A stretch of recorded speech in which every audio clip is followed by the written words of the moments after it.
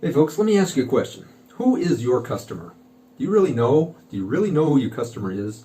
I mean, could you spot the guy on the street or the gal and know within moments that that is my client or could be? Because a lot of people can't do that. A lot of people don't have that clarity and know exactly who they sell to. And that's what I would hope for you. I would want you to be able to identify quickly who it is that you sell to so that you can structure your message, your conversation, your interactions in a way that is very defined at the right moment and very not necessarily trying too hard in moments where it wouldn't be appropriate. So there's importance on both sides to get your understanding of who your customer is so that you can speak directly to them. But how do you know? How do you know? What are the factors that would go into defining who this person is? And really, at the end of the day, it's a person. So we talk about an avatar or we talk about a persona, and a lot of times that removes the personality. It takes them a step away from being a real person to being sort of this nebulous idea of a buyer public or a profile. And the danger is that you forget that they're people. We always deal with people, people to people. A lot of times we say business to business, but at the end of the day, it's people.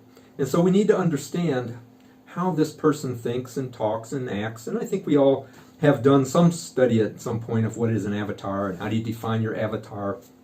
But I want you to think a little further and understand that this avatar is really a person. And I don't even like to use the word avatar anymore because it does create sort of that misunderstanding in people's minds.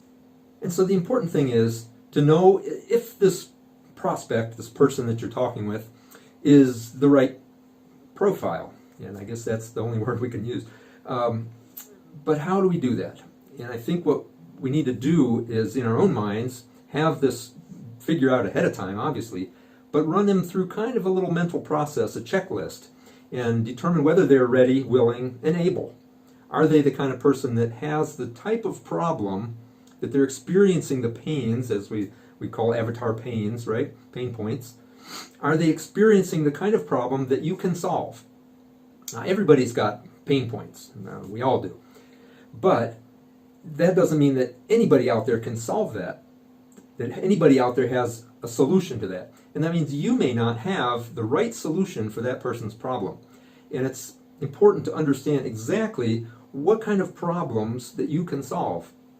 And then, is the person you're talking to experiencing those problems, or are they about to, or in some way is that relevant to them?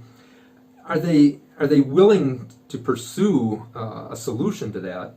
And maybe they don't even have awareness yet. There's different stages in that process.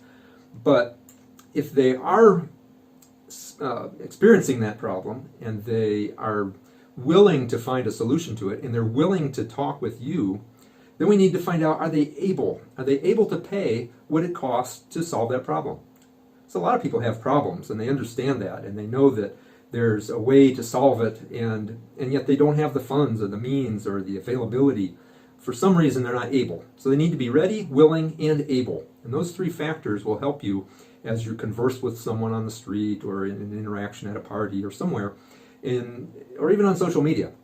And you'll be able to quickly determine through a series of questions or through your conversation, define clearly ahead of time exactly what problem you solve, how to determine if that person is seeking a solution to their problem, and are they able then to follow through and work with you on finding that solution. So there you go.